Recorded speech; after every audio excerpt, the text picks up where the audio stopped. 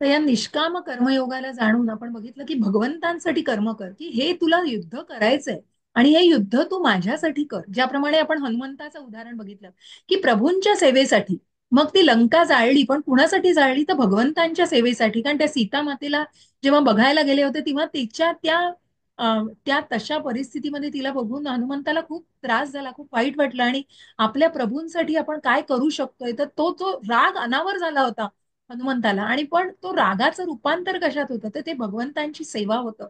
आणि ते कुठेतरी कारणही तेच होतं. आणि म्हणूनच त्याप्रमाणे भगवंतांच्या सेवेसाठी. आणि म्हणून आपण जेव्हा दुसऱ्या अध्यायात बघितलं की स्वल्पम अपि धर्मस्य त्रायते महतो भयात, की छोट्यातलं छोटं कर्म सुद्धा तुम्ही केलं आणि ते भगवंतांना अर्पण केलं, तर मोठ्यातल्या मोठ्या संकटापासून सुद्धा तुम्ही वाचू शकता. अशा प्रकारे या ज्ञानाला आपण जाणलेलं आहे. कर्मयोगाबद्दल सगळं जाणून घ्यायचा प्रयत्न केलाय तिसऱ्या अध्याय. पुन्हा पाचव्या अध्यायात गेल्यानंतर सुद्धा अर्जुनाला पडलेले प्रश्न आहेत आणि आपल्याला बऱ्याच गोष्टीची क्लॅरिटी मिळणार आहे. मग त्याच्यातही अर्जुन भगवंतांना विचारतोय की जसं या अध्यायामध्ये विचारलं होतं की मग तो ज्ञानयोग का बुद्धियोग, की मग ज्ञान फक्त घ्यायचंय की संन्यास घ्यायचंय आणि सगळं ज्ञान घेऊन मला जंगलात जाऊन संन्यास घ्यायचंय, तर नाही. ज्ञानाचा उपयोग तसा नाहीये फक्त. तर तू कर्म करायचंयस, पण ते कर्म कोणासाठी करायचंय? कर्म भगवंतांसाठी करायचंय. म्हणून प्रभुपाद म्हणतात ना की मशीन्स आमचे दुश्मन नाहीये, मशीन्सचा आमचं काही वैर नाहीये. पण जेव्हा त्या मशीन्सचा, जेव्हा त्या मेकॅनिझमचा तुम्ही भगवंतांसाठी उपयोग करताय, जसं आपण आता लॅपटॉपचा वापर करतोय, जसं मायक्रोफोनचा वापर करतोय, कुठल्याही वस्तूचा, मग ती जेव्हा सर्वम कृष्णार्पण, हो आपलं काय आहे, हो देह सुद्धा आपला नाही, तिथे आपण संन्यास कशाचा घेणार? त्याच्यामुळे हे कर्म भगवंतांना अर्पण केलं ना, तर त्या कर्माच्या बंधनातही अडकणार नाही आपण, कारण मग ती कर्माची बंधनही नाही. कर्माच्या फळांचाच जर कुठेतरी हव्यास केला नाही, तर मग कर्मच भगवंतांना पूर्णपणे अर्पण करून टाकता येतात. मग भगवंत म्हणतात तर बंधन नाहीये, मग त्या कर्माचं बंधन नाहीये. आणि मग त्या कर्माच्या आपण जे काही भोगतो आहोत ना, त्या कर्मामुळे जी काही प्रारब्ध आणि जी काही त्याच्यामुळे त्याच्या रिॲक्शन्स ज्या भोगतो आहोत, त्या सुद्धा काही गरज पडणार नाही, त्याचे भोग भोगायला लागणार नाही. कारण त्याच्या फळांचाच उपभोग घेतला नाही तर त्याचे भोगही भोगायला लागणार नाही. इतकं सरळ आहे ते. त्याच्यामुळे भगवंत सांगतायत. आणि पुढे जाऊन मग या ज्ञानाला अजूनही भगवंतांनी कंटिन्यू केलेलं आहे, की जसं अर्जुनाचे प्रश्न संपणार नाही त्याचप्रमाणे भगवंत ज्ञानाचा हा ओघ आहे तो 18व्या अध्यायापर्यंत आपल्याला तसाच चालू आहे. आणि जसं म्हटलंय की अर्जुन हा सामान्य, हे सगळं प्रयोजन आहे हो भगवंतांचं. मग अर्जुनाचं सामान्य असणं सुद्धा भगवंतांचं प्रयोजन आहे. कारण कुठेतरी हे प्रश्न मनात सामान्य माणसाच्या येत आहेत आणि ते मनातले प्रश्नांना उत्तर देण्याचं काम. आणि म्हणूनच त्याप्रमाणे ही गीता आपल्यापर्यंत आलेली आहे, कारण आपल्या मनातल्या प्रश्नांची उत्तरं मिळत आहेत आपल्याला इथे. आपण सुरुवात करूया चौथ्या अध्यायाला, ज्याचं नाव आहे ज्ञान कर्म संन्यास योग. ज्ञानयोग म्हटलेलं आहे आणि हे दिव्य ज्ञान. मग या ज्ञानाविषयी आपल्याला जाणून घ्यायचं आहे. तर पहिल्या श्लोकाने सुरुवात करूया. श्री भगवान वाच इमं विवस्वते योगं प्रोक्तवानहमव्ययम् विवस्वान मनविप्राह मनुरिक्ष्वा कवे ब्रवीत. बोलू का मी माताजी? हा मानेशा माताजी वाचा. हरे कृष्ण. हरे कृष्णा. भगवान श्रीकृष्ण म्हणाले, मी या अव्ययी योग विद्येचा उपदेश सूर्यदेव विवस्वानाला केला आणि विवस्वानाने तो उपदेश मानव जातीचा जनक मनूला केला आणि मनूने तो इक्ष्वाकुला केला. तात्पर्य: या ठिकाणी जेव्हा सूर्यलोक तसेच इतर लोकातील राजघराण्यांना भगवद्गीता सांगण्यात आली, तेव्हापासूनचा अत्यंत पुरातन असा गीतेचा इतिहास आपल्याला आढळतो. विशेषतः सर्व सर्व ग्रह लोकातील राजांनी आपल्या प्रजेचे संरक्षण करावयाचे असते. यास्तव नागरिकांवर योग्य प्रकारे राज्य करणाऱ्यांमध्ये तसेच त्यांचे भौतिक कर्मबंधनापासून संरक्षण करण्यामध्ये समर्थ होण्यासाठी राजघराण्यातील लोकांनी भगवद्गीतेचे विज्ञान समजून घेणे आवश्यक आहे. भगवंताशी असणाऱ्या शाश्वत संबंधाचे आध्यात्मिक ज्ञान जाणून घेणे हा मनुष्य जीवनाचा उद्देश आहे आणि सर्व राज्यांचे तसेच ग्रहलोकांचे शासनाध्यक्ष आपल्या नागरिकांना हे आध्यात्मिक ज्ञान, शिक्षण, संस्कृती आणि भक्ती याद्वारे प्रदान करण्यास बाध्य आहेत. दुसऱ्या शब्दात सांगायचे तर कृष्ण भावनेच्या विज्ञानाचा प्रसार करणे हे सर्व राज्यांच्या शासनाध्यक्षांकडून अपेक्षित असते, जेणेकरून जनतेला मानवी जीवनाच्या सुसंधीचा सदुपयोग करून यशस्वी मार्गांचे अनुसरण करता येईल. वर्तमान युगातील सूर्याच्या अधिष्ठात्री देवतेला विवस्वान म्हणतात. तो सौरमंडळातील सर्व ग्रहांचा उद्गम आहे. ब्रह्मसंहितेमध्ये 5.52 सांगण्यात आले आहे की यच्चुक्षरेष सविता सकल ग्रहणाम राजा समस्त सूरमूर्तीर शेष तेजाः यस्याज्ञया भ्रमति संभृत काल चक्रो गोविंदमादि पुरुषम तमम भजामी. भगवान ब्रह्मदेव म्हणाले, मी आदिपुरुष श्री गोविंद यांना सादर प्रणाम करतो, ज्यांच्या आज्ञेनुसार सर्व ग्रहांचा राजा सूर्यदेव अपार सामर्थ्याने तेज धारण करतो. सूर्यदेव भगवंताच्या नेत्रस्थानी आहे आणि त्यांच्या आदेशानुसार तो आपल्या कक्षेत भ्रमण करतो. सूर्य सर्व ग्रहांचा राजा आहे आणि सूर्यदेव म्हणजेच वर्तमान युगातील विवस्वान नामक देव सूर्यग्रहावर राज्य करतो. सूर्यग्रह इतर सर्व ग्रहांना उष्णता आणि प्रकाशांचा पुरवठा करून त्यांचे नियंत्रण करतो.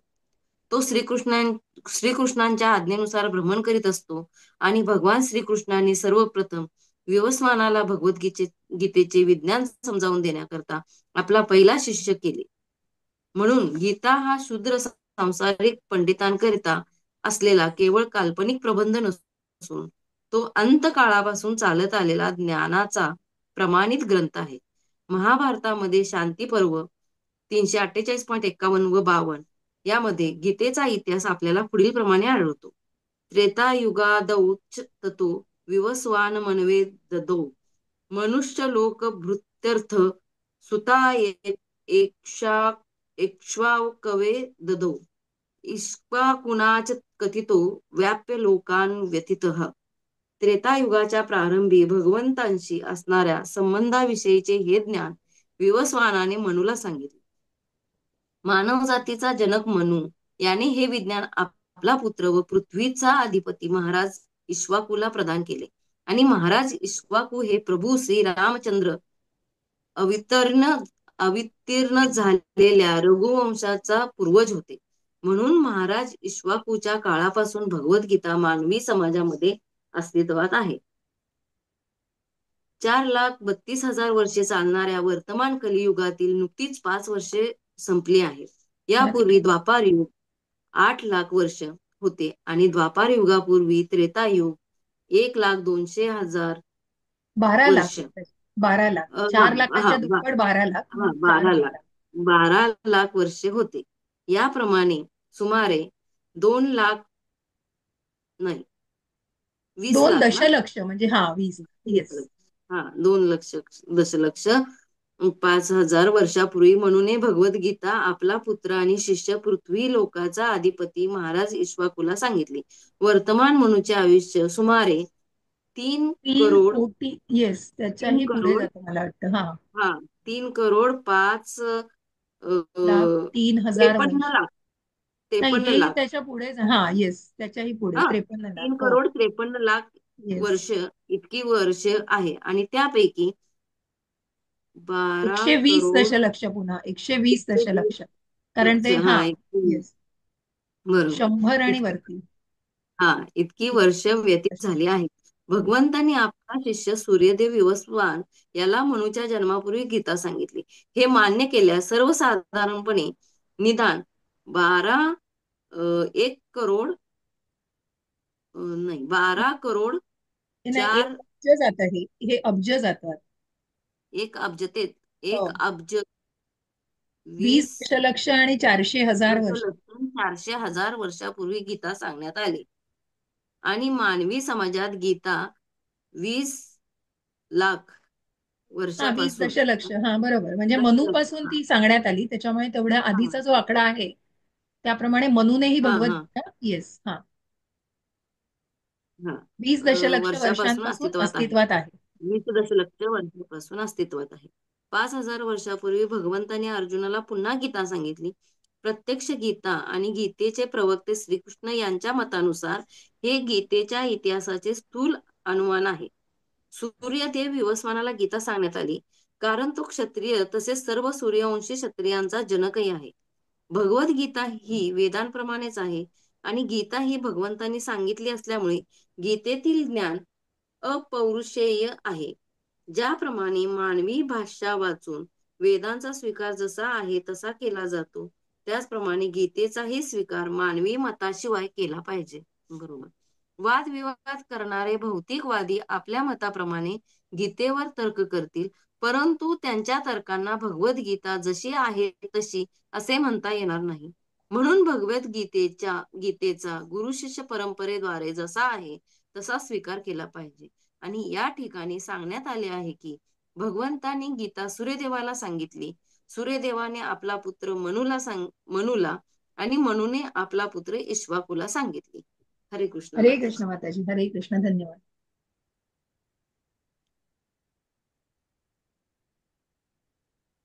येस. तर इथे आपण ज्ञान घेतो आहोत आणि हे ज्ञान जे भगवंत अर्जुनाला सांगतायत, आणि असं हे ज्ञान भगवंत अर्जुनाला सांगतायत की जे अर्जुनाला माहिती नव्हतं, ज्याविषयी अर्जुनाला काहीच कल्पना नव्हती, आणि भगवंत हे ज्ञान अर्जुनाला देत आहे.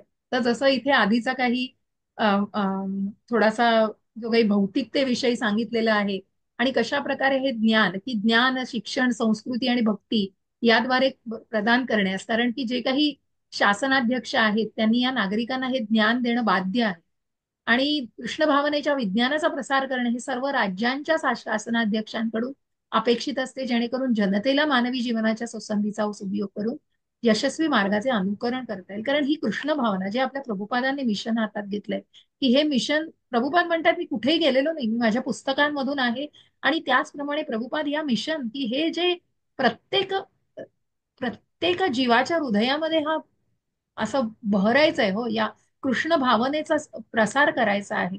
आणि ही कृष्ण भावना अशी वाढीस लावायची आहे. आणि म्हणूनच अशा प्रकारे सौरमंडळातील सर्व ग्रहांचा उद्गम आहे, की मग हे ज्ञान भगवंतांनी अर्जुनाला दिलेलं आहे. तर त्याचा थोडासा जे काही आधी की ज्ञानाविषयी, मग हे ज्ञान काय असावं आणि कुठल्या प्रकारचं असावं, की त्याप्रमाणे भगवंताने, की ज्ञान हे शिक्षण, संस्कृती, भक्ती या सगळ्या गोष्टींची सांगड एकमेकांना घालता येईल, त्याप्रमाणे ते ज्ञान सामान्य नागरिकांपर्यंत पोहोचवावं हे शासनाचं कर्तव्य असतं. आणि त्याप्रमाणे ही कृष्ण भावना सुद्धा कुठल्या पद्धतीने लोकांपर्यंत पोहोचवायची, तर अशा प्रकारे या ज्ञानाचं जे आहे, ह्या ज्ञानाचा प्रसार जास्तीत जास्त होणं हे जास्त आवश्यक गोष्ट आहे. अशा प्रकारे भगवंतांनी हे जे गीतेचं ज्ञान आहे, जे 5,500 वर्षापूर्वी, की आता 4,32,000 जी कलियुगाची वर्ष आहेत, त्याच्यापेक्षा दुप्पट जी 8 लाख, आणि त्याच्यापेक्षा तिप्पट ही त्रेतायुगाची 12 लाख, आणि त्याच्याही आधी सत्ययुग होतं की ज्याची 16 लाख, अशा प्रकारे जे, जर आपण कलियुगाला धरलंय 4 लाख, तर त्याच्या दुप्पट, तिप्पट आणि चौपट असे द्वापारयुग, त्रेतायुग आणि सत्ययुग यांचा कालावधी आहे.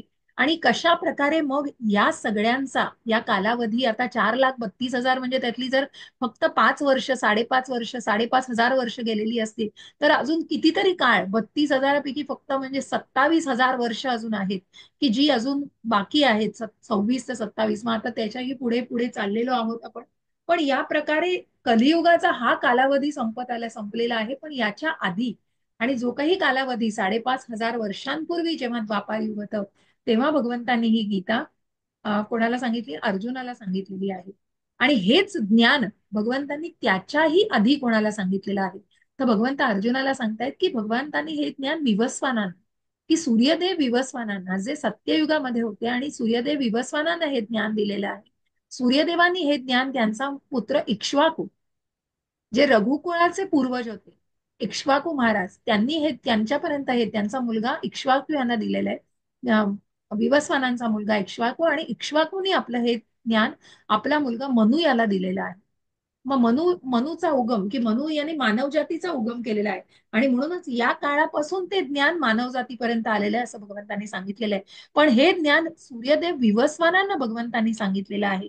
आणि सूर्य हा सर्व ग्रहांचा राजा आहे. सूर्यदेव वर्तमान काळातील विवस्वान नामक देव म्हणजे सूर्यदेव आहे, की जे भगवंतांची नेत्र आहेत. सूर्यचंद्र, ज्या विश्वरूप दर्शन मध्ये आपण बघणार आहोत, की सूर्यचंद्र ही भगवंतांची नेत्र आहे, की जो भगवंतांपासून जो प्रचंड असा चैतन्य आणि प्रचंड हे असा प्रकाश, तेज आहे, त्याला आपण म्हणतो की ज्याला ब्रह्म ज्योती असं म्हणतात, आणि जे चैतन्य ब्रह्म जे जो एफल्जन्स म्हणतात, तो चैतन्य भगवंतांपासून आलेला आहे. आणि म्हणून आपण जेव्हा या गोष्टीला जाणण्याचा प्रयत्न करू किंवा जेव्हा विश्वरूप बघू, तेव्हा असे हजार सूर्य एका वेळेला तळपतायत आकाशामध्ये, इतकं इतकी प्रखरता होती त्या विश्वरूपामध्ये. आणि म्हणूनच अशा प्रकारे डोळे जे आहेत भगवंतांचे, ज्या गोलोक धामामध्ये कुठल्याही प्रकारचा वेगळ्या प्रकाशाची, इलेक्ट्रिसिटीची किंवा चार्जिंगची गरज नाही, कारण तिथे भगवंतांपासून तो प्रकाश आहे.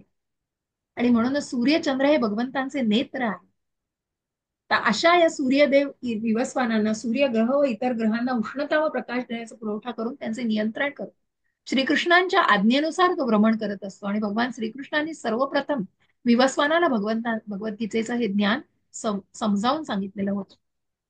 तर इथे आपल्याला या युगांविषयी थोडं सांगितलेलं आहे, जो महाभारताच्या पर्वामध्ये आपल्याला याचा उल्लेख दिसतो. आणि त्रेतायुगाचा इथे संदर्भ देत या श्लोकाचा आपल्याला अर्थ जाणून घ्यायचा आहे, की त्रेतायुगाच्या प्रारंभी भगवंतांची भगवंतांशी असणाऱ्या संबंधांविषयीचं हे विज्ञान विवस्वानाने मनूला सांगितले. मानव जातीचा जनक मनू याने हे ज्ञान आपला पुत्र पृथ्वीचा अधिपती महाराज इक्ष्वाकूला प्रदान केलेलं आहे. आणि म्हणूनच महाराज इक्ष्वाकू हे प्रश्न प्रभू रामचंद्र अवतीर्ण झालेला रघुवंशाचा पूर्वज होता. मी काहीतरी सांगण्यात गडबड केली तर आय एम सॉरी. विवस्वानाने मनूने इक्ष्वाकूला दिलेल्या, कारण इक्ष्वाकू हे त्रेतायुगाचे पूर्वज आहेत. तर माझ्या सांगण्यात जर काही नावामध्ये काही गडबड झाली असेल तर क्षमस्व. तर मनूने हे ज्ञान इक्ष्वाकूंना दिलेलं आहे, विवस्वानाने मनूला दिलेलं आहे. मनू जो मानव जातीचा ज्यांनी निर्मिती केलेली आहे, त्या मानव जातीपासून हे ज्ञान कशा प्रकारे इक्ष्वाकू म्हणजे रामाच्या प्रभू रामचंद्रांचं जे रघुकुळ आहे, त्याचे मूळ इक्ष्वाकू महाराज यांच्यापर्यंत हे ज्ञान पोहोचवलेलं आहे. त्रेतायुगाच्या प्रारंभी भगवंतांशी असणाऱ्या संबंधांविषयीचं हे विज्ञान विवस्वानाने मनूला आणि मनूने इक्ष्वाकूला सांगितलं. तर 4,32,000 ही कलियुगाची वर्ष आहेत. द्वापार युग हे 8 लाख आहे. द्वापार युगापूर्वी त्रेतायुग हे 12 लाख. आणि याप्रमाणे सुमारे 2 दशलक्ष वर्षांपूर्वी मनूने भगवद्गीता आपला पुत्र आणि शिष्य पृथ्वीचा अधिपती महाराज इक्ष्वाकूला सांगितलेलं आहे. तर असं हे ज्ञान कशा प्रकारे मानव जातीपर्यंत आलंय, आणि हे ज्ञान 120 दशलक्ष वर्षांपूर्वी भगवंतांनी सूर्यदेव विवस्वानांना सांगितलंय. म्हणजे 5,500 वर्षांपूर्वी, त्याच्या आधी किती, तर याच्या आधी 120 दशलक्ष वर्षांपूर्वी भगवंतांनीच हे ज्ञान विवस्वान म्हणजे सूर्यदेव महाराजांना सांगितलेलं आहे. सूर्यदेव जे त्यांचं नाव आहे, आणि त्यांचा विवस्वानाचा पुत्र मनू, आणि मनूने हे ज्ञान इक्ष्वाकूंना पोचले दिलेलं आहे. तर अशा प्रकारे हा प्रवाह तिथे इथे कुठेतरी तुम्हाला दिसतंय, की हे ज्ञान कुठेतरी त्याच परंपरेतून खाली येतं आहे. परंतु भगवंतांनी अर्जुनाला पुन्हा ही गीता सांगितली, आणि प्रत्यक्ष गीता व गीतेचे प्रवक्ते श्रीकृष्ण यांच्या मतानुसार हे गीतेच्या इतिहासाचे स्थूल अनुमान आहे. सूर्यदेव विवस्वानाला गीता सांगण्यात आली, कारण तो क्षत्रिय तसेच सर्व सूर्यवंशी क्षत्रियांचा जनक आहे. तर हे आधीचं जे काही कॅल्क्युलेशन आहे ते तुम्हाला मी पुन्हा सांगेन. वर्तमान मनूचे आयुष्य सुमारे किती, मनूचं आयुष्य सांगतं, कारण या सगळ्या ज्या युगांचा कालावधी आहे तो एकत्र एकत्र करत गेले तर त्याप्रमाणे आपल्याला मनूचा कालावधी मिळेल. कारण आपल्याला मिळतंय कलियुग प्लस त्रेतायुग प्लस कलियुग प्लस द्वापारयुग प्लस त्रेतायुग. आणि त्याच्या सुरुवातीला मनूने हे इक्ष्वाकूला सांगितलं त्रेतायुगाच्या प्रारंभी, आणि मग त्रेतायुगापासून ते मानव जातीला आलेलं आहे, म्हणून 2 दशलक्ष वर्ष. पण त्याच्या आधी त्याच्यात ऍड केलं की मनूचं, म्हणून ते 3 दशलक्ष. तर म्हणून तितकं मनूचं जीवन कालावधी सांगितलेला आहे. अशा प्रकारे या गीतेचं ज्ञान मानव जातीपर्यंत आलेलं आहे, ते 20 लाख वर्षांपूर्वी अस्तित्वात आहे. मानवी समाजात गीता ही 20 लाख वर्षांपासून अस्तित्वात आहे. आणि 5,000 वर्षापूर्वी भगवंतांनी अर्जुनाला पुन्हा गीता सांगितली, कारण हे का सांगण्यात आलं तर त्याचा आपल्याला कुठल्या श्लोकामध्ये निश्चितच उल्लेख केलेला आहे. भगवद्गीता ही वेदांप्रमाणेच आहे, आणि ही गीता भगवंतांनी सांगितली, त्यामुळे गीतेचं ज्ञान हे अपौरुषेय आहे, कारण हे ज्ञान इतकं अगाध आहे. आणि म्हणूनच त्यांच्या जशी आहे तसं हे भगवंतांचं हे ज्ञान आहे. आणि ज्याप्रमाणे मानवी भाषांपासून वेदांचा स्वीकार जसा आहे तसा केला जातो, त्याचप्रमाणे गीतेचाही स्वीकार हा मानवी मताशिवाय केला पाहिजे. तिथे कुठे कॉन्कॉक्शन नकोय, आयडिओलॉजीज नकोय, टीकाकार नकोय. आणि म्हणून प्रभुपाद सांगतात की जे ज्ञान जसंच्या तसं हे पोहोचवलं पाहिजे. कुठल्याही प्रकारचं त्याच्याविषयीचं भाष्य करणं हे गीतेचं ज्ञान नाही झालं. गीतेविषयी तुम्ही तुमची मतं मांडणं म्हणजे गीता सांगणं नाही झालं. कारण हे अपौरुषेय आहे, कारण हे म्हणतात ना अचल आहे. आणि हे असं ज्याच्यावर निर्विशेष आहे, त्याच्यावर कुठल्याही प्रकारचा वाद घालायचा नाही. कुठल्याही, कारण हे भगवंतांनी सांगितलेलं ज्ञान आहे. भोक्तारम यज्ञ तपसाम सर्व लोक महेश्वरम, त्या भोक्त्याने त्या भगवंतांकडून हे ज्ञान आलेलं आहे. आणि म्हणूनच ह्या अपौरुषेय अशा ज्ञानाचा अगाध महिमा आहे. आणि त्याच्यावरती कुठल्याही प्रकारच्या मत करणं, म्हणजे त्याच्यावर टीका आणि वादविवाद करून हे ज्ञान पोहोचवण्याची गरज नाही. ते जसंच्या तसं.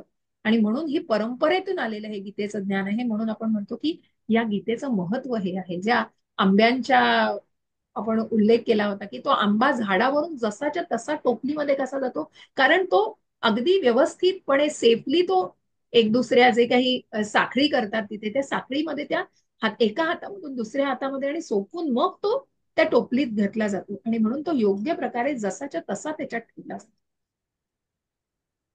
आणि म्हणूनच मग म्हटलंय की भगवद्गीतेचा गुरु शिष्य परंपरेद्वारे जसा आहे तसा स्वीकार केला पाहिजे. या ठिकाणी सांगण्यात आले आहे की भगवंतांनी गीता सूर्यदेवाला सांगितली, सूर्यदेवाने आपला पुत्र मनुला आणि मनुने इक्ष्वाकुला सांगितलेली आहे. मग ही का सांगितली गेली, परत हे ज्ञान का भगवंतांनी अर्जुनाला सांगितलं? एवं परंपरा प्राप्तम मिमम राजर्षयो विदुः सकाले नेह महता योगो नष्ट परंतप. हरे कृष्ण. माताजी, ह्या पहिल्या ह्याच्यातलं थोडस आता बोलू दे का? का हा श्लोक झाल्यानंतर विचारू? विचारा ना. नाही नाही, विचारू शकता माताजी. हा. मी एक मिनिट मला तर द्या, मी फक्त पाणी आणते. ठीक आहे, ठीक.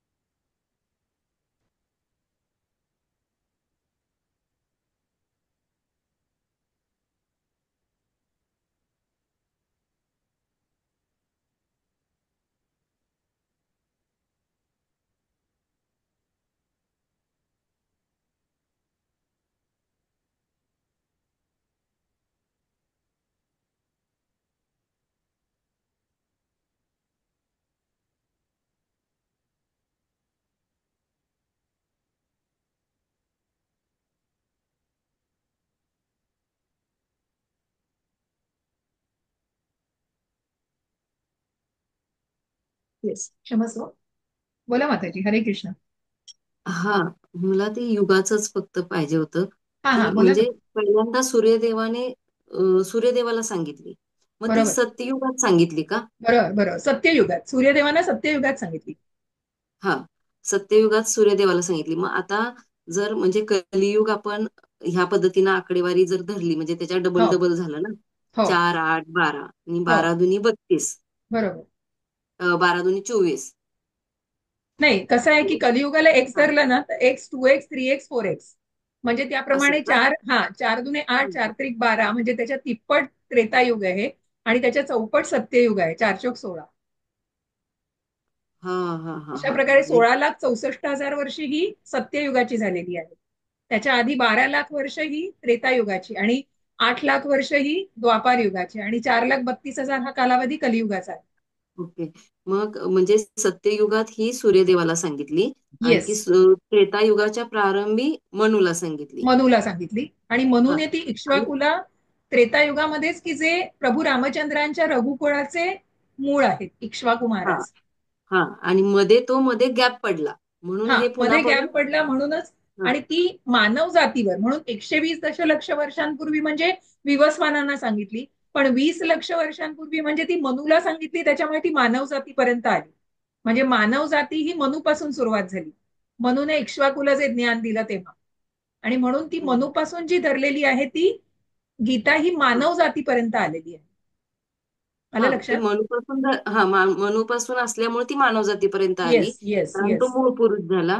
पण हे बरोबर आहे, म्हणजे सतयुगात विवस्वानाला सांगितली, बरोबर त्रेतायुगाच्या प्रारंभी मनूला सांगितली, आणि बरोबर. त्रेतायुगातच मनूचा पुत्र इक्ष्वाकूला सांगितली, येस आणि मध्ये येस. द्वापार युगाला ते खंड पडला. आणि बरोबर. आता ही कलियुगात म्हणजे द्वापार युगात अर्जुनाला सांगितली. नाही आणि असं ना? ती जी हा येस, मग त्याचा ऐका ना माताजी, आता पुढच्या हा, श्लोकामध्ये त्याचा उल्लेख येतो की ही का अच्छा. सांगितली गेली. मग अर्जुनाला हे ज्ञान परत सांगण्याचं काय, तर याचं कॅल्क्युलेशन मी अजूनही जे पूर्ण मग त्याच्या पुढे जाऊन आपल्याला काही कॅल्क्युलेशन अजून आहे की जिथे आपल्याला ब्रह्माचं एक जीवन, ब्रह्माचं जीवन आणि हे अच्छा. सगळ्यांचं कशा प्रकारे मग कल्प असतं या चारही युगांना धरून.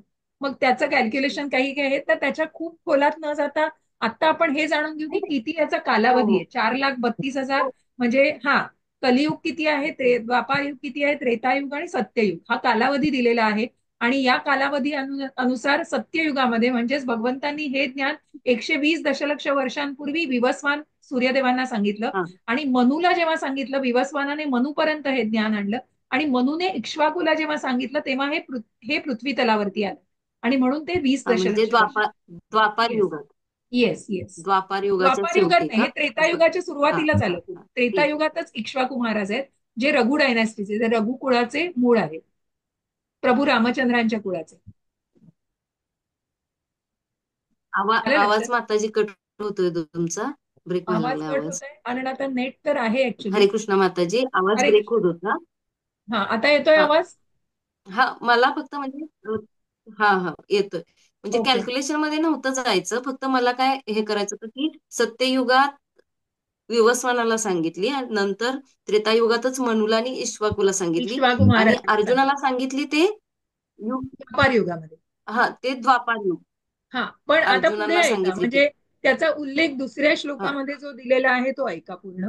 की का सांगितली गेली, कारण बर. का लुप्त झालं हे ज्ञान, हा, कारण काळाच्या ओघामध्ये ते लुप्त झालं, तर त्याच आपण पुढे बघतोय. तर तुम्ही वाचाल हे हो. त्याचं ट्रान्सलेशन. येस. श्रीला प्रभुपाद की वाचू का? जय. हा, हरे जय. कृष्ण. याप्रमाणे हे परमश्रेष्ठ विज्ञान गुरु शिष्य परंपरेद्वारे प्राप्त करण्यात आले, आणि राजर्षींनी ते त्याच पद्धतीने जाणून घेतले. पण काळाच्या ओघामध्ये ही परंपरा खंडित झाली, आणि म्हणून हे विज्ञान आपल्या यथार्थ रूपात लुप्त झाल्याप्रमाणे दिसते. येस. या ठिकाणी स्पष्टपणे सांगण्यात आले आहे की गीता ही विशेषतः राजर्षी करिता आहे, कारण ते नागरिकांवर राज्य करण्याकरता तिचा उपयोग करू शकतात. निश्चितच भगवद्गीता ही कधीच आसुरी प्रवृत्तीच्या लोकांसाठी नव्हती, कारण असे लोक गीतेला अर्थहीन करतील व त्यामुळे कोणाचाही लाभ होणार नाही. तसेच स्वतःच्या वैयक्तिक लहरीनुसार गीतेवरील सर्व प्रकारच्या भाष्याची ते रचना करतील. जेव्हा दुर्बुद्ध भाष्यकारांच्या हेतूमुळे गीतेचे मूळ उद्देश नष्ट झाला, तेव्हा तेव्हा गुरु शिष्य परंपरेच्या पुनर्स्थापनाची गरज निर्माण झाली. 5 सहस्त्र वर्षापूर्वी गुरु शिष्य परंपरा खंडित झाल्याचे स्वतः भगवंतांना कळून चुकले, आणि म्हणून त्यांनी घोषित केले की गीतेचा मूळ उद्देश लुप्त झाल्यासारखा दिसतो. त्याचप्रमाणे आजही गीतेच्या अनेक आवृत्त्या आहेत, विशेषतः इंग्रजीमध्ये, पण त्यापैकी बहुतेक सर्व प्रमाणित गुरु शिष्य परंपरेला अनुसरून नाहीत. विविध सांसारिक विद्वानांनी गीतेवर लिहिलेले असंख्य भाष्ये आहेत, परंतु त्यामुळे बहुतेक सर्व पंडित जरी श्रीकृष्णांच्या नावाखाली उत्तमपैकी व्यापार करीत असले, तरी ते श्रीकृष्णांचा पुरुषोत्तम श्री भगवान म्हणून स्वीकार करीत नाहीत. ही आसुरी वृत्ती आहे, कारण असुरांचा परमेश्वरावर विश्वास नसतो. ते तर केवळ परमेश्वराच्या संपत्तीचा उपभोग घेत असतात. गुरु शिष्य परंपरेद्वारे प्राप्त झालेल्या यथार्थ रूपातील गीतेच्या इंग्रजी आवृत्तीची अत्यंतिक गरज असल्या कारणाने या ठिकाणी ही अत्यंतिक गरज भागवण्याचा प्रयत्न केला आहे. जर भगवद्गीता जशी आहे तशी स्वीकारली, तर ती मानवतेसाठी एक मोठे वरदानच आहे. पण जर तिचा तार्किक तत्वज्ञानावरील प्रबंध म्हणून स्वीकार केला, तर तो काळाचा अपव्ययच आहे. हरे कृष्ण माताजी. हरे कृष्ण. हरे कृष्ण. हरे कृष्ण. येस. सो लक्षात आलं की कुठेतरी लुप्त झालेली आहे. आणि आपण पुढे जाऊन बघणार आहोत तसं 16व्या अध्यायामध्ये आसुरी प्रवृत्तीच्या लोकांसाठी, कारण गीता ही कधीच आसुरी प्रवृत्तीच्या लोकांसाठी नाही. पुढे जर आपण 7व्या अध्यायामध्ये बघितलं तर 4 प्रकारचे लोक हे भगवंतांना शरण जाऊ शकतात, पण 4 प्रकारचे लोक हे भगवंतांना कधीच शरण जाऊ शकत नाही. आणि त्यांना गीतेच्या ज्ञानाशी काहीही त्यांचा संबंध नाही. असे आसुरी, नराधम, मूर्ख आणि राक्षसी लोक जे आहेत त्यांचा गीतेशी काही संबंध नाही. आणि म्हणूनच कशा प्रकारे हे आसुरी प्रवृत्ती आहे, भगवंतांचा मत्सर करणारी लोक आहेत. कारण भगवंतांचं अस्तित्व आहे हेच मग जे आपण मायावादी लोक म्हणतो. निराकारवादी आहेत ते निदान मानतायत की अशी एक शक्ती आहे. मग ज्या आपण जे शंकराचार्यांचे जे सगळे पार्षद बघतो आणि जे त्यांना फॉलो करणारे असतात, मग हा कुठेतरी द्वैतवाद आहे. अद्वैतवाद एक त्यांचा आहे. तो द्वैतवाद आपण भगवंत सांगताय तिथे की भगवंतांनी सांगितलं नाही ना, तर की चैतन्य महाप्रभूंनी जे सांगितलेलं आहे अचिंत्य भेदाभेद, तर त्याच्याविषयी आपण नंतर चर्चा करू. तर सांगण्याचा उद्देश हा आहे की आसुरी प्रवृत्तीचे जे लोक आहेत ते भगवंतांची ही भगवद्गीता जाणू शकत नाहीत. तर हे लोक गीतेला अर्थहीन करतील, तर त्यामुळे कोणाचाच लाभ होणार नाही. तसे स्वतःच्या वैयक्तिक लहरीनुसार गीतेवरील सर्व प्रकारच्या भाष्याची ते रचना करतील. तेव्हा दुष्ट दुर्बुद्ध भाष्यकारांच्या हेतूमुळे गीतेचा उद्देश नष्ट झाला. तेव्हा गुरुशिष्य परंपरेच्या पुनर्स्थापनेची गरज निर्माण झालेली आहे. आणि म्हणूनच जरी श्रीकृष्णांच्या नावाखाली उत्तमपणे हे पंडित किंवा काही व्यापार करीत असले तरी ते श्रीकृष्णांचा पुरुषोत्तम भगवान म्हणून कधीच स्वीकार करीत नाहीत. ही आसुरी वृत्ती आहे, कारण आसुरांचा परमेश्वरावर विश्वास नसतो. ते तर केवळ परमेश्वराच्या संपत्तीचा भोग घेत असतात. गुरुशिष्य परंपरेद्वारे प्राप्त झालेल्या यथार्थ रूपातील गीतेच्या इंग्रजी प्रवृत्तीची अत्यंतिक गरज असल्या कारणाने या ठिकाणी ही अत्यंतिक गरज भागवण्याचा प्रयत्न केलेला आहे. जर भगवद्गीता जशी आहे तशी स्वीकारली तर ती मानवजातीसाठी एक मोठे वरदानच आहे. जर तिचा तार्किक तत्वज्ञानासाठी प्रबंध म्हणून स्वीकार केला तर तो काळाचा केवळ अपव्यय आहे. म्हणजे हे ज्ञान, तर कुठेतरी हे ज्ञान जे आहे हे हे आध्यात्मिक ज्ञान म्हणजे मग मग असंच यायचंय लेक्चरला आणि चला बघूया काय सांगितलंय श्रीकृष्णांनी आणि काय आहे तरी काय ही गीता. हा जो दृष्टिकोन आहे ना, म्हणजे कुठेतरी चाचपडायला आलेले, व्हेरीफाय करायला आले, कारण विश्वास नाहीये. भक्तीचा पहिला टप्पा श्रद्धा आहे हो, हे मी कायम सांगत असते. म्हणजे हे प्रभुपादांनी आपल्या सांगितलेलं. आणि ही खूप महत्वाची गोष्ट आहे, कारण जिथे आडातच नाही तिथे पोहऱ्यात कुठून येणार.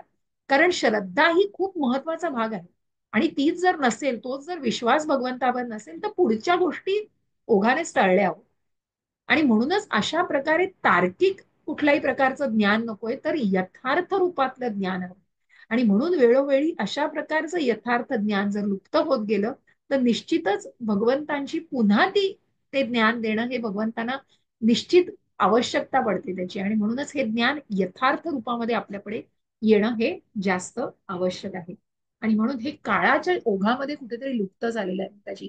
जे मनीषा माताजींचा प्रश्न होता की हे का दिलं गेलं, कारण जेव्हा सूर्यदेवांनी मनूला आणि मनूने इक्ष्वाकूला दिलं, त्यानंतर मात्र जसं आपण आताच्या परंपरेमध्ये बघतो की मग भगवंतांनी हे अर्जुनाला दिलेलं आहे. नंतर पुढे जाऊन ब्रह्मा, नारद मुनी, व्यासदेव या सगळ्यांच्या परंपरेतून जी आपण गौड संप्रदाय परंपरा म्हणतो, की गौड ब्रह्म, ही गौड ब्रह्मीय ब्रह्म संप्रदाय जो आहे हा वैष्णवांचा संप्रदाय आहे. मग त्याच्या अगदी जेव्हा आपण बघतो की आता जी गुरु परंपरा आतापर्यंत जी आपल्या प्रभुपादांपर्यंत आलेली आहे, हे ज्ञान त्यांनी यथार्थ रूपामध्ये जसं आहे तसं, जसं भगवंतांनी गायलेलं गीत आहे हो.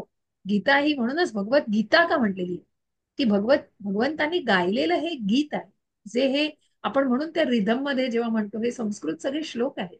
आणि म्हणूनच या श्लोकांचा जेव्हा एका ठराविक रिदम मध्ये, एका ठराविक तालामध्ये म्हटली जाते, हे हे गीत रूपी असं ज्ञान भगवंतांनी दिलेलं आहे. म्हणूनच याला भगवद्गीता, भगवंतांनी गायलेलं गीत आहे हे. आणि म्हणून वेळोवेळी ही जेव्हा खंडित झालेला आहे हा प्रवाह, कुठेतरी जसं आपण म्हणतो ना, मोबाईलला फोन चार्जिंगला लावला तर तो जर कुठेतरी डिस्कनेक्ट असेल, कुठेतरी वायर जर तुटलेला प्रवाह असेल, तर तो पूर्णपणे फोन चार्ज होणार नाही. तसंच आहे हो. कुठेतरी प्रवाह खंडित झाला तरी ते यथार्थ रूपामधलं ज्ञान जसंच्या तसं तुमच्यापर्यंत पोहोचणार नाही. म्हणूनच हे वेळोवेळी भगवंतांना हे ज्ञान देण्याची निश्चितच गरज भासलेली आहे. स एवायं मया तेद्य योगः प्राक् प्रोक्तः पुरातनः भक्तोऽसि मे सखा चेती रहस्यम हेतदुत्तमम्. हरे कृष्ण माताजी. कुणाला इतरांना वाचायचं आहे का? कुणाला इतरांना मी सेवा वाचतो माताजी, कोणी वाचत नसेल. नक्की. येस माताजी. हरे कृष्ण माताजी. संजना माताजी वाचा चालेल. हरे हरे कृष्ण माताजी, धन्यवाद.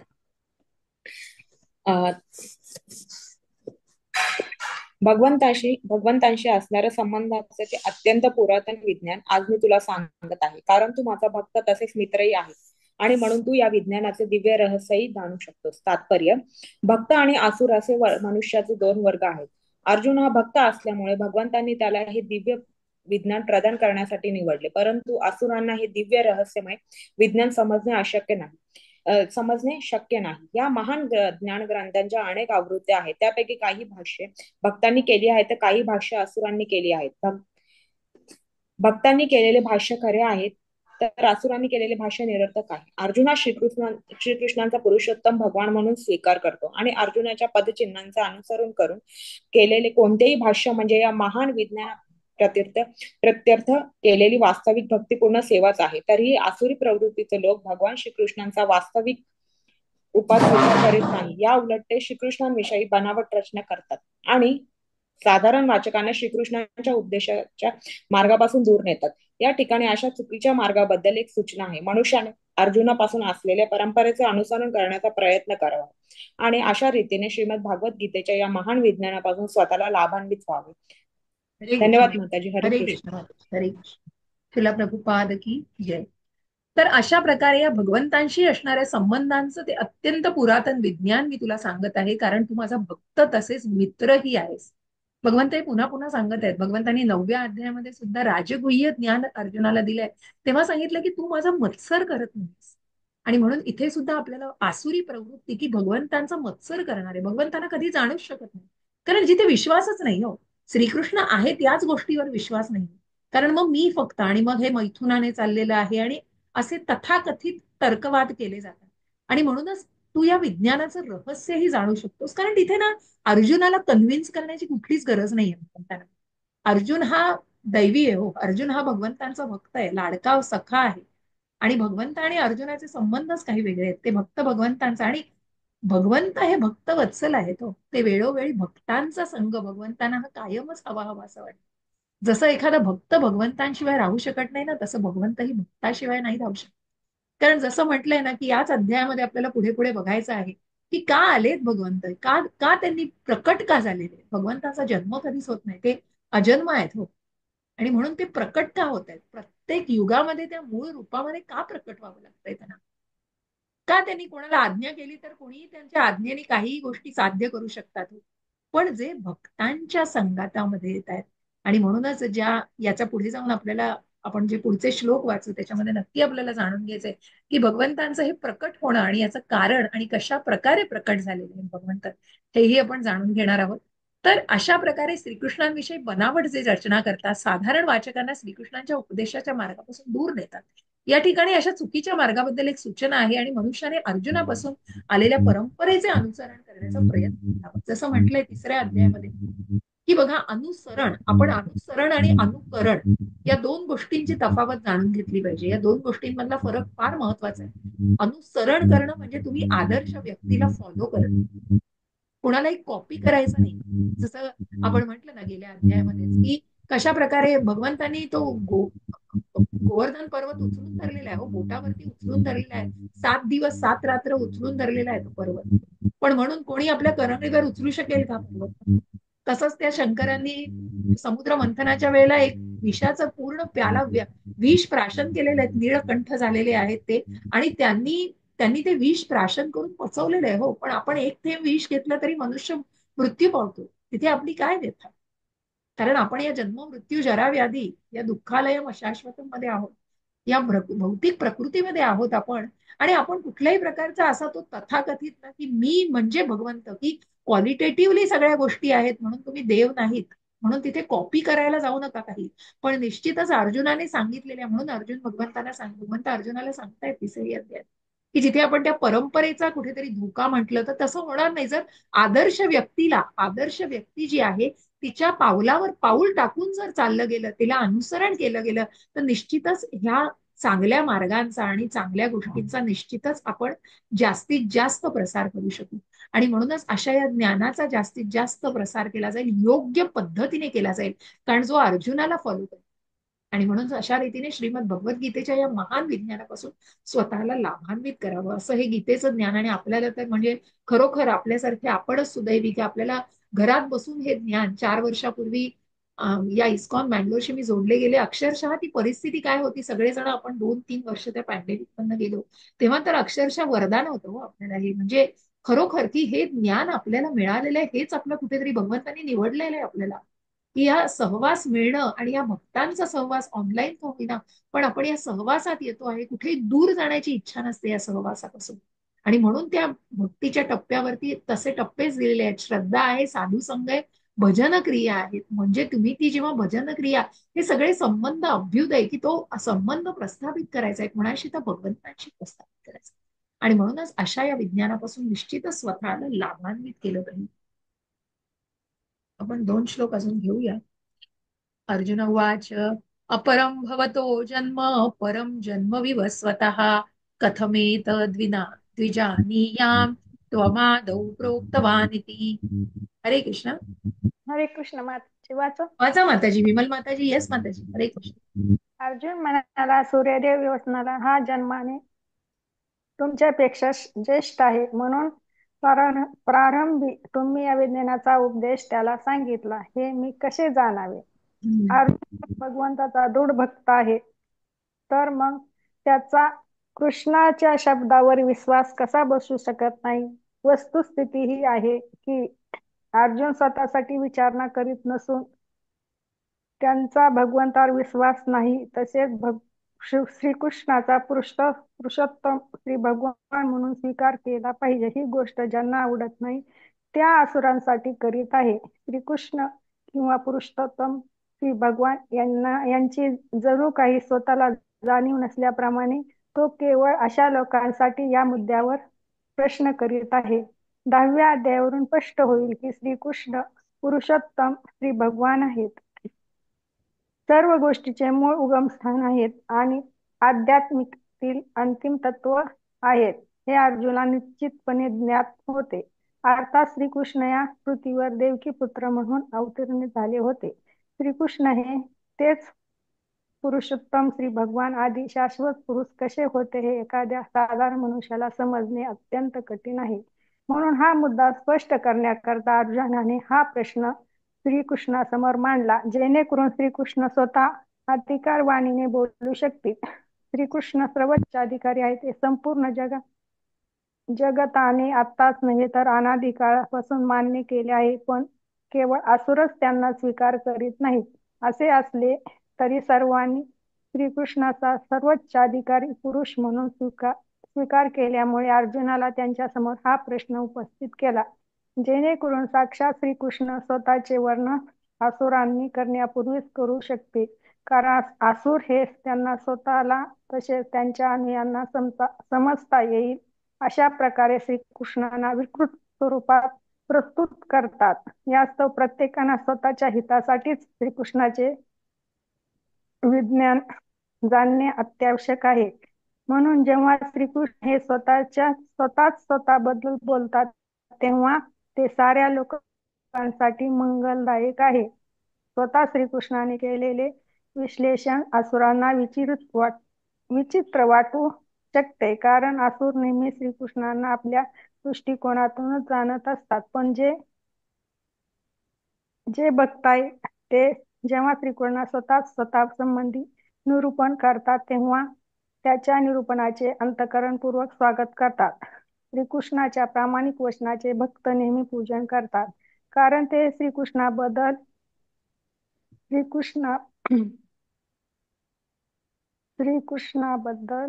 एक मिनिट हा. अधिकार जाणण्यासाठी सदैव उत्सुक असतात. श्रीकृष्णाला म्हणून समजणारे नास्तिक लोकही या प्रकारे जाणू शकतील की श्रीकृष्ण हे महापुरुष आहेत. त्याचे स्वरूप सच्चिदानंद विग्रह आनंदमय शाश्वत आहे. ते दिव्य आहेत, प्राकृतिक गुणाच्या अतीत आहेत आणि देश व काल यांच्या प्रभावाच्या पलीकडे आहेत. अर्जुनासारख्या श्रीकृष्णाच्या भक्ताला निश्चितपणे श्रीकृष्णाच्या दिव्य स्थिती संबंधी मुळीच संशय नसतो. अर्जुनाने श्रीकृष्णासमोर असा प्रश्न उपस्थित करणे म्हणजे केवळ साधारण मनुष्याप्रमाणे प्राकृतिक गुणांनी श्रीकृष्णही प्रभावित होतात आणि असे मानणाऱ्या लोकांना नास्तिकवादी प्रवृत्तीला एका भक्ताने आव्हान देण्याचे प्रयत्नच आहे. हरे कृष्ण माताजी. हरे कृष्ण. म्हणून इथे जसं म्हटलं ना की पुन्हा या श्लोकामध्ये तेच आपण बघतो आहोत की अर्जुनाला कुठेही काही कन्व्हिन्स करायचं नाही. अर्जुनाने आधीच भगवंतांना जाणलेलं आहे. 10व्या अध्यायापर्यंत भगवद्गीता संपलीही असती, कारण जिथे भगवंतांना जाणलेलं आहे अर्जुनाने पुरेपूर, आणि हे ज्ञानही इथे संपणार होतं. परंतु हे सगळं सामान्य माणसासाठी पुढे जाऊन सुद्धा विश्वरूप दर्शन हे फक्त केवळ सामान्य माणसांसाठी. आणि हेही इथेही अर्जुन भगवंतांना सांगतायत की अर्जुन जे काही विचारतायत की मग त्यावेळेला कसं हे ज्ञान दिलं गेलं, मग त्यावेळेला मी कुठे होतो, मग अर्जुनाचा प्रश्न कसा आहे की मग अर्जुनाने हे ज्ञान जेव्हा घेतलं तेव्हा अर्जुन म्हणतो आहे की ह्या विज्ञानाचा उपदेश तुम्ही विवस्वान सूर्यदेवांना केला, पण ते मी कसं जाणावं. मग हा प्रश्न अर्जुनाला पडलेला आहे की मी कुठे होतो तेव्हा. हे अर्जुनाला काही आठवत नाही, मग का आठवत नाहीये याचं उत्तर भगवंत देणार आहे. हा प्रश्न का विचारतोय अर्जुन, कारण की जे नास्तिक लोक आहेत आणि जे भगवंतांना जाणूच शकत नाही किंवा जे भगवंतांना मनुष्य रूपी, जेव्हा भगवंत इथे या युगामध्ये मनुष्याच्या स्वरूपामध्ये येत आहेत, मनुष्याच्या रूपात येत आहेत, तेव्हा त्यांना वाटतंय की ते सामान्य माणसाप्रमाणेच आहेत आणि म्हणून ते सामान्य माणसाप्रमाणेच त्यांना त्यांच्याकडे बघता आहेत आणि त्याप्रमाणे त्यांची मेंटॅलिटी ही तशीच आहे. परंतु कशा प्रकारे याच व्यक्तींना उत्तर देण्यासाठी आणि या व्यक्तींना पुढे जाणून हे ज्ञान पुढे काय आहे आणि त्याचा पूर्णपणे क्लॅरिटी करण्यासाठी, त्याचा पूर्णपणे उल्लेख करण्यासाठी अर्जुनाने हा प्रश्न भगवंतांना विचारलेला आहे की जेणेकरून आध्यात्मिक आणि भौतिक याच्यामध्ये भगवंत कशा प्रकारे फरक सांगू शकतील. आणि म्हणून हे ज्ञान आपल्यापर्यंत पोहोचवलेलं आहे. या 4थ्या अध्याय म्हणून आपण या ज्ञान योगाचा प्रवाह हा सुरू झालेला आहे. नंतर त्याप्रमाणे सांगतायत पुढे श्री भगवान वाच बहुनी मे व्यतीतानि जन्मानि तव अर्जुन चान्यहम वेद सर्वाणि न त्वं वेत्थ परन्तप. हरे कृष्ण. हरे कृष्ण माताजी. वाचा माताजी, योजना माताजी. हरे कृष्ण. हा. श्री भगवान म्हणाले, माझे आणि तुझे अनेकानेक जन्म होऊन गेले आहेत. हे परमतप, मी ते सर्व जन्म आठवू शकतो, पण तू आठवू शकत नाहीस. तात्पर्य, ब्रह्मसंहितेमध्ये 5.33 आपल्याला भगवंतांच्या अनंत अवतारांची माहिती मिळते. त्या ठिकाणी सांगण्यात आले आहे की, माताजी हा श्लोक तुम्ही वाचाल का? हो हो हो. अद्वैतमच्युतम तमदिनम अनंतरूपम अनंतरूपमाद्यम पुराण पुरुषम नव यौवनम च वेदेषु दुर्लभम दुर्लभम आत्मभक्तौ गोविंदमादि पुरुषम तमहम भजामि. हरे कृष्ण माताजी. हरे कृष्ण माताजी. मी आदिपुरुष श्री गोविंदांना, श्री कृष्णांना प्रणाम करतो, जे अद्वैत, अद्युत आणि अनादी आहेत. जरी ते अनंत रूपांमध्ये विस्तारित झाले असले तरीही तेच पुरातन, आद्य पुरुष आणि नित्य नवयौवन संपन्न आहेत. भगवंतांची अशी सच्चिदानंद रूपे श्रेष्ठ वैदिक विज्ञान जाणतात, पण विशुद्ध अनन्य भक्तांना त्यांचे नेहमी दर्शन होते. ब्रह्मसंहितेमध्ये असेही सांगितले आहे की 5.39. हरे कृष्ण माता. रामादिमूर्तिषु कालान्यमेन तिष्ठन्नानावतारमकरोद भुवनेषु किन्तु कृष्णः स्वयं समभवत् परमः पुमान् गोविन्दमादिपुरुषं तमहं भजामि. हरे कृष्ण. हरे कृष्ण माताजी. मी आदिपुरुष श्री गोविंदांना, श्री कृष्ण प्रणाम करतो की जे राम, नृसिंह तसेच इतर अंशा अंश अंशावतारांमध्ये अवतारांमध्ये अंश अवतारांमध्ये नित्य स्थित असले तरी ते स्वतः मूळ भगवान श्रीकृष्ण म्हणून जाणले जातात व व्यक्तिशः स्वतः अवतार धारण करतात. वेदांमध्येही सांगण्यात आले आहे की भगवंत जरी द्वितीय असले तरी ते स्वतःला असंख्य रूपांमध्ये प्रकट करतात. भगवंत हे वैदुर्य रत्नाप्रमाणे आहेत, कारण वैदुर्य रत्नांचा रंग बदलला तरी त्याचे मूळ स्वरूप कायम राहते. भगवंतांची अनेकविध रूपे केवळ वेदाध्ययनाने जाणता येत नाहीत, तर त्यांचे विशुद्ध अनन्य भक्तीस ती रूपे जाणतात. वेदेषु अर्जुनासारखे दुर्लभम अदुर्लभम भक्त.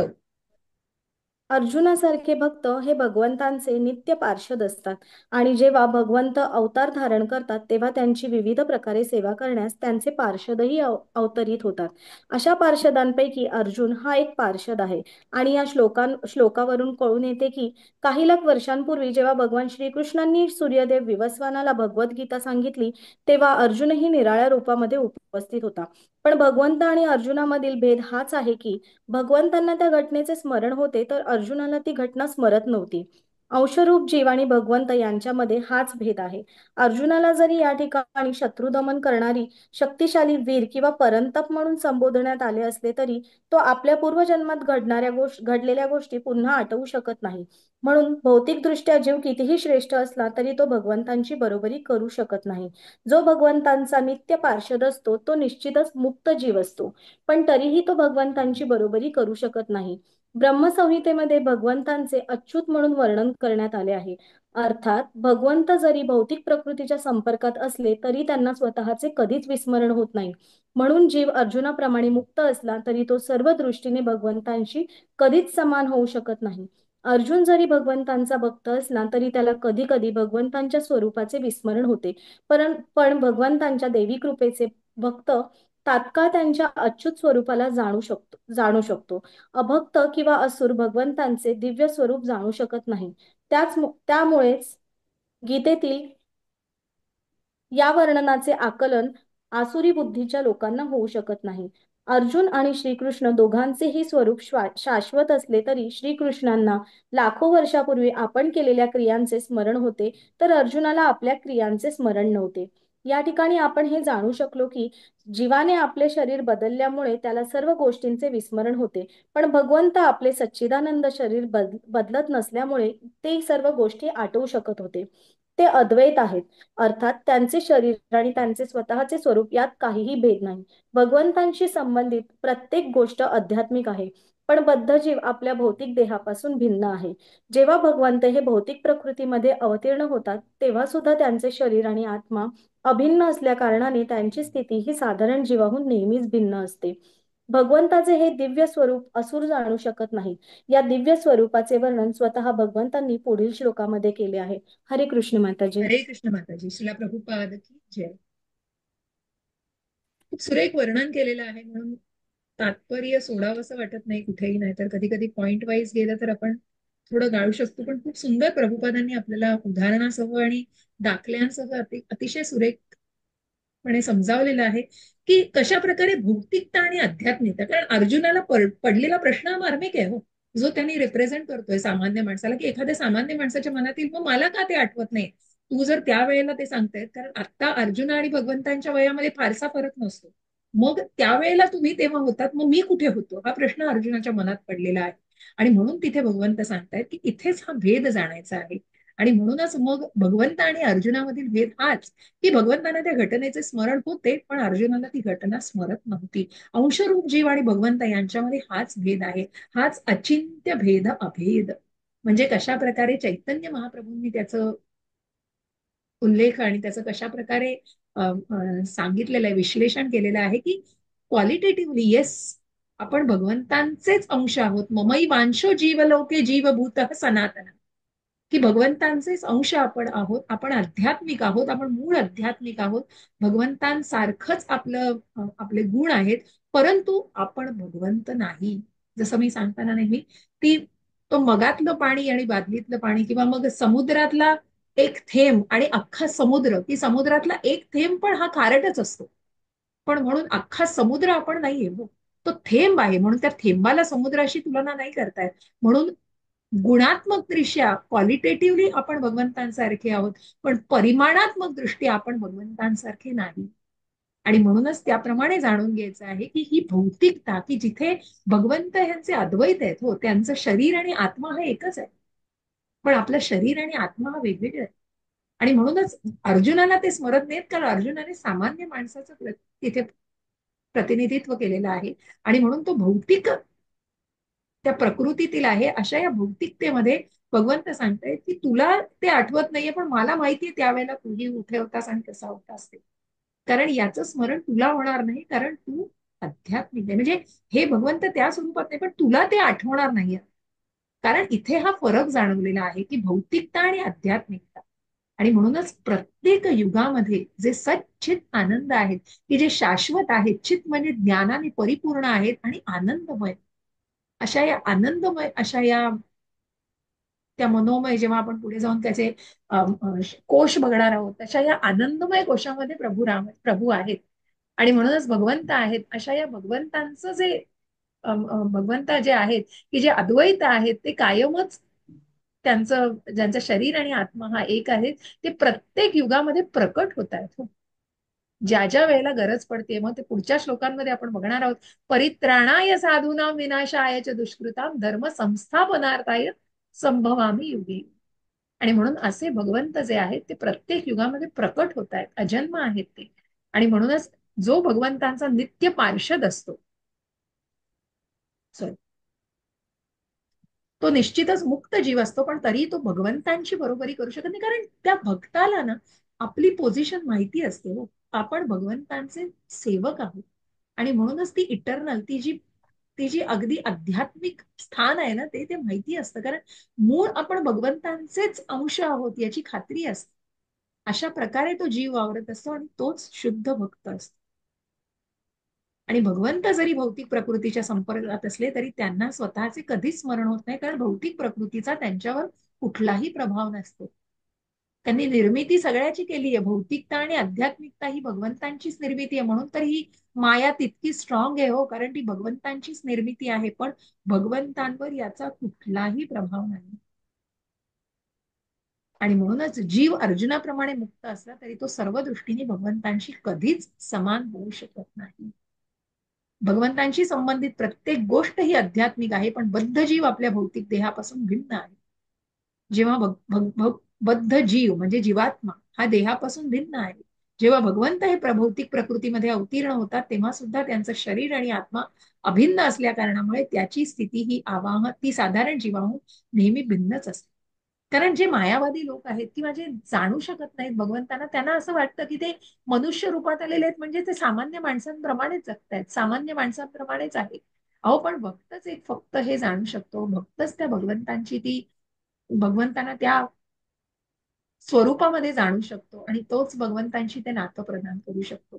आणि ते आदान प्रदानाचं नातं फक्त भक्तच करू शकतो, कारण तो शुद्ध भक्त त्याला भगवंतांविषयी जे त्याच्या मनामध्ये असतं, तो जो संबंध असतो, जे पुढे जाऊन आपण संबंध, अभ्युदय आणि प्रयोजन याच्यामध्ये बघणार आहोत. कारण त्याच्यासाठी खूप ज्ञानाची आणि खूप अगदी काय म्हणतात ना, ब्रिलियंट असण्याची गरज नाही. खूप छान गोष्टींनी आपल्याला ते समजेल नंतर, की कशा प्रकारे अगदी सामान्य मनुष्य सुद्धा, मग तो भले ब्राह्मण असो, शूद्र असो, वैश्य असो, क्षत्रिय असो, कोणीही असो, पण तो भगवंतांना निश्चित प्राप्त करू शकतो आणि भगवंतांशी निश्चित भक्त संबंध जोडू शकतो. भगवंतांचं हे दिव्य स्वरूप असुर जाणू शकत नाहीत. त्या दिव्य स्वरूपाचं वर्णन स्वतः भगवंतांनी पुढे श्लोकामध्ये केलेलं आहे. तर भगवंतांचं हे वर्णन आपण नक्की बघणार आहोत, पण थोडंसं थांबूया, 4:45 झालेले आहेत. तर थोडंसं मला म्हणजे काही सेशन्स आहेत, नंतर एक लेक्चर आहे माझं, म्हणून मग आज मी खूप घेणारच नव्हती. पण आणि थोडासा सुरू व्हायला उशीर झाला सेशन चालू असल्यामुळे, तर हरकत नाही, पण आपण इथे थांबणार आहोत आणि आपण ही चर्चा पुढे अशीच शनिवारी चालू ठेवू. तर पण आपले प्रश्न नक्की घेऊया, कारण याच्यावर प्रश्न नक्कीच बरेच असू शकण्याची शक्यता आहे. मी